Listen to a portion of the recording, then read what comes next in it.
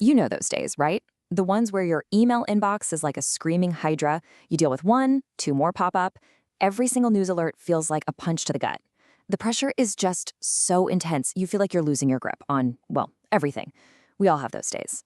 We feel overwhelmed, totally out of control. It feels like such a modern problem, doesn't it? Well, what if I told you it's not? What if I told you there's a guide for dealing with this exact feeling, and it's almost 2,000 years old? And get this, it wasn't written by some guru on a quiet mountaintop. Nope, it was written by a Roman emperor in the middle of a war zone for his own private use. So today, let's unpack this incredible work by getting inside the mind of the man who wrote it. So when we think of Marcus Aurelius, we probably picture a marble statue, right? Serious, stoic, maybe a little boring. Let's forget the statue for a second and think about the man. This guy was the absolute ruler of the Roman Empire. He could decide the fate of millions of people with a single word. And yet, privately, he was wrestling with the most basic human question. How do I be a good person? And look at this timeline. His reign wasn't some peaceful golden age. It was just one crisis after another. The moment he takes the throne, boom, he's at war. Then, a plague brought back by his own soldiers just devastates the empire. He spends years on the northern frontier in brutal, bloody combat. And just to top it all off, his most trusted general turns on him and tries to take his job. I mean, talk about a stressful work environment. Yeah, that's not from a horror movie. That's a line from his own private journal. It's this grim, visceral image that just shows you the brutal reality he was seeing every single day on the front lines. This was his world: violence, death, and just total chaos. So what does the most powerful man in the world do when he's stuck in the middle of all this madness? He writes, but not grand speeches or histories for everyone else to read. No, he writes to himself. The book we now call The Meditations, he probably never even gave it a title. The original Greek was just called To Himself. You gotta understand, this wasn't a book in the way we think of it.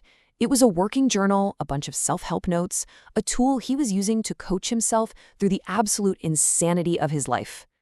Publicly, he had to be this unshakable pillar of the entire empire. He commanded legions, he passed laws, he held the fate of millions in his hands.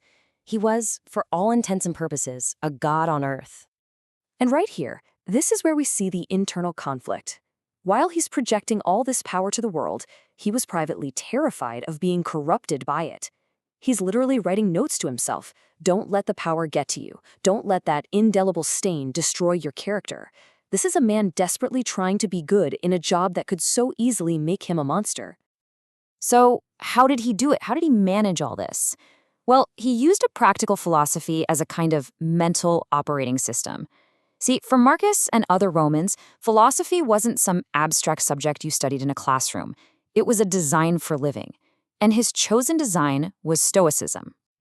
Now, the core of Stoicism really boils down to this one crucial distinction. The Stoics believed that almost everything that happens in the world, wars, plagues, what other people do, even your own health, is outside of your control. And trying to control the uncontrollable, that's what makes us miserable. The only things you truly control are your own thoughts, your judgments about what's happening, and your actions. That's it. That is your kingdom. And Marcus didn't just believe this stuff, he practiced it relentlessly. In fact, scholars have broken his personal practice down into a really simple three-part framework that he applied to pretty much every situation he faced. These three disciplines, perception, action, and will, they were the pillars of his daily practice. These weren't just ideas to him, they were active exercises. It's all about how you see, how you act, and how you accept. He writes about them over and over and over again in all kinds of different ways. Okay, so first up, perception. This is all about seeing things clearly, for exactly what they are without layering our own irrational fears and baggage and panic on top of it, you know? Is this event an absolute catastrophe, or is it just an event? Is that person trying to ruin my life, or are they just a person doing what they think is right? The idea is to strip away the drama and just see what's actually in front of you. Second, there's action. So once you see the situation clearly, you act. But you act with virtue. You act for the common good. You don't worry about the outcome. Remember, that's not in your control. You just focus on doing the right thing, right here, right now. For Marcus, that meant serving the people of Rome.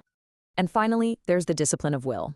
This is for everything else, everything you can't control. And this discipline is about accepting fate with grace and with humility. Not fighting it, not complaining about it, but actually embracing it as part of a larger natural order. Whether it was a military defeat or his own death, his practice was to accept it. Okay, so this all happened 2,000 years ago. Why on earth is the private journal of a long-dead emperor still a bestseller today? I'll tell you why. Because the problems he was dealing with, if you strip away all the Roman stuff, they're our problems. He writes constantly about how to deal with annoying coworkers, how to put up with incompetent people, how not to fly off the handle. He writes about enduring physical pain and illness. He confronts his own death on almost every single page. He's trying to figure out how to be good and useful in a world that feels random and cruel. Sound familiar? It's like he's writing directly to us. This beautiful quote from the writer William Alexander Percy just captures the whole point perfectly. The goal isn't to fix the world outside of you. The goal is to build an inner fortress, a citadel inside your own mind that no external event, no plague, no war, no betrayal can ever break. So what's the takeaway from this ancient emperor? It really comes down to those three simple practices. Control your perceptions, see things for what they are, not what you fear they are. Direct your actions properly. Just focus on doing the right thing in front of you. And finally, accept what you cannot change. By practicing these things, you can build your own inner fortress, a source of strength that stands fast no matter what the world throws at you. So the only question left is, what are you going to use to build yours?